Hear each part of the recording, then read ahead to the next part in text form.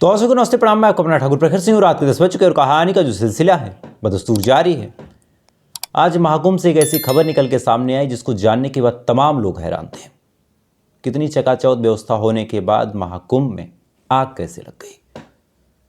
तमाम लोग जानने के लिए उत्सुक हैं कि क्या इस आग में कोई कैजुअल्टी हुई, क्या किसी को कोई नुकसान हुआ। सोशल मीडिया इतना भयानक है, लोगों ने तरह तरह की बातें भी आपको बता दी होंगी कि किसी ने साजिश कर दी या फिर कुछ और। तो क्या सच में कोई साजिश है, कोई प्लान है, या फिर ये एक अकस्मात घटना थी और इसका किसी से कोई संबंध नहीं। इन तमाम खबरों के बारे में आज हम डिटेल से चर्चा करेंगे, लेकिन सबसे पहले आज ये जानेंगे कि आखिर ये महाकुंभ और उसमें लगी आग इतनी चिंता की विषय क्यों है, और ऐसी कौन सी वजह है जिसको जानने के बाद तमाम लोग ये बात एक्सेप्ट नहीं कर पा रहे हैं कि इतनी अच्छी व्यवस्था होने के बाद आग लग गई। देखिए, मैंने उस दिन भी आपको बताया था कि महाकुंभ को कराने के लिए सरकार ने हर एक संभव कोशिश की है।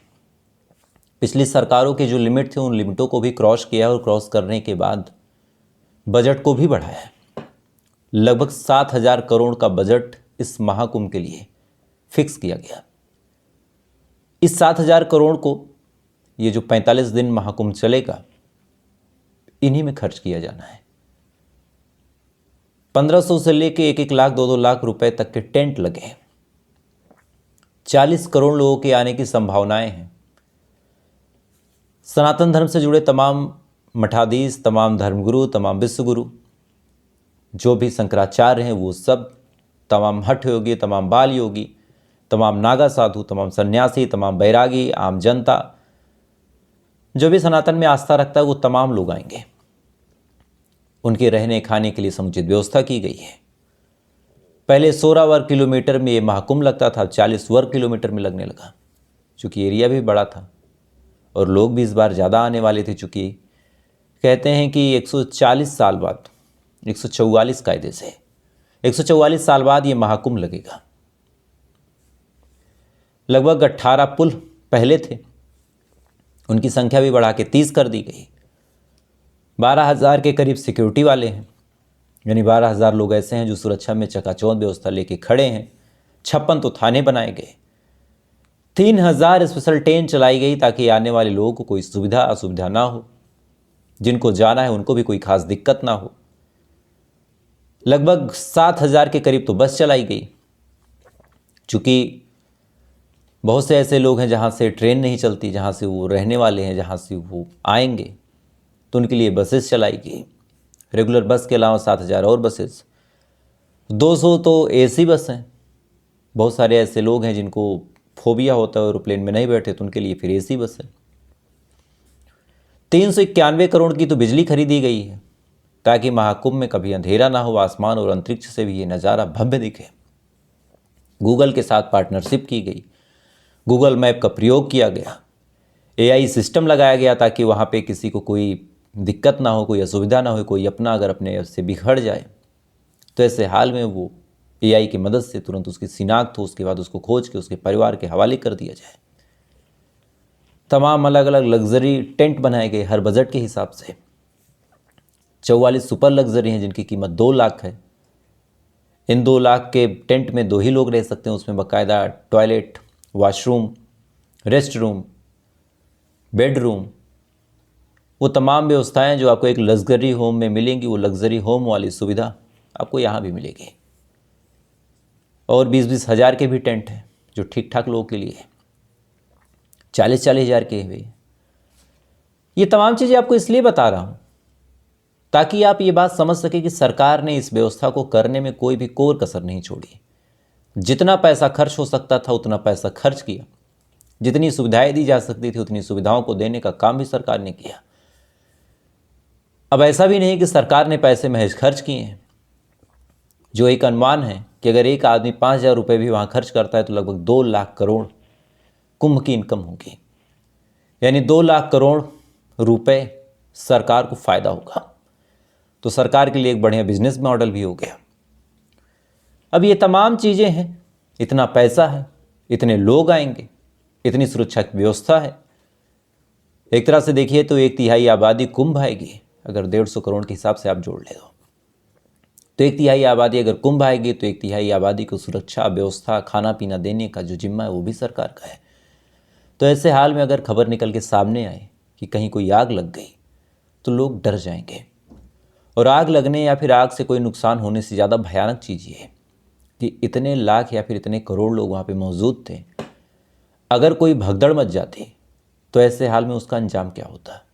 तो आग लगी कैसे, क्या कुछ हुआ, उसके बारे में मैं आपको बताता हूँ। दरअसल कुंभ, जैसा मैंने आपको पूरा डिटेल दिया कि 40 वर्ग किलोमीटर में लगा है, अलग अलग इलाकों में बजट के हिसाब से टेंट बने हैं। तो एक इलाका है झूसी, इस इलाके में गीता प्रेस के अपने टेंट हैं। गीता प्रेस की रसोई भी है, टेंट भी है। इनका काम लोगों को खाना खिलाना भी है, लोगों को व्यवस्था देना भी है, लोगों को ठहराने का भी काम है। गीता प्रेस एक बेहद मशहूर प्रेस है। इसी टेंट के पास अचानक से आज शाम को एक धमाका होता है। अब जैसे ही धमाका हुआ, तमाम प्रत्यक्षदर्शी जो बता रहे हैं उसके हिसाब से फौरन लोग घबरा जाते हैं, क्योंकि उतनी भीड़ और धमाका, मन में तरह तरह के ख्याल कि कहीं कोई बम वम ना हो। फौरन उठते हैं, इतनी देर में देखते हैं कि एक टेंट में आग लगी है। अब जैसी आग देखते हैं, समझने की कोशिश करते हैं कि भागें, भागना सेफ है या नहीं, क्योंकि इतनी भीड़ में भागना भी कभी कभार असुरक्षित हो सकता है। तो ऐसे हाल में फिर उन्होंने जैसे कुछ देर रुक के देखने की कोशिश की, 1-2 धमाके और होते हैं और अचानक से फिर आग बहुत तेजी के साथ तमाम टेंटों में फैल जाती है। फौरन वहाँ की जो पुलिस है हाई अलर्ट पे आती है। उसके बाद फौरन दमकल के कर्मियों को बुलाया गया, आग को बुझाने का काम किया गया, तमाम चीज़ें की गई। लेकिन इतनी देर में एक शख्स झुलस गया। हालांकि उसकी स्थिति कोई कैजुअल नहीं है, कोई दिक्कत नहीं है, सामान्य है, लेकिन एक आदमी थोड़ा बहुत झुलस गया। लेकिन पुलिस की चकाचौंध व्यवस्था ऐसे थी कि फौरन आग पे काबू पाया गया, फौरन आग को बुझा दिया गया।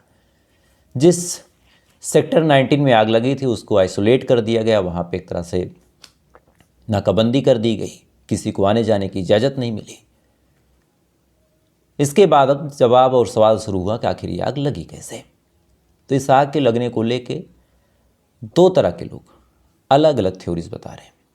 चूँकि ये आग गीता प्रेस में लगी तो पहला एलिगेशन गीता पे ही आया कि क्या आपकी वजह से या फिर आपकी लापरवाही की वजह से कुछ हुआ। तो गीता प्रेस ने अपना पूरा पल्ला झाड़ लिया और उसने कहा कि हमारी कोई गलती नहीं, हमारे पास आग लगी भी नहीं थी। हमने भी देखा कि हमारे बगल वाले टेंट से कुछ जलता हुआ आया और आने के बाद फिर वो हमारे टेंट में जलने लगा। अब चूँकि सिलेंडर रखे हुए थे, उसके बाद सिलेंडर गर्म हो गए और सिलेंडर के गर्म होने के बाद फिर ब्लास्ट हुआ। ये गीता प्रेस का कहना है। आसपास के कुछ चश्मदीदों का कहना है कि आग गीता प्रेस में ही लगी। कुछ और लोगों का कहना है कि हमने बहुत क्लियर नहीं देखा, अगल बगल से कुछ जलता हुआ आया और उससे आग लग गई।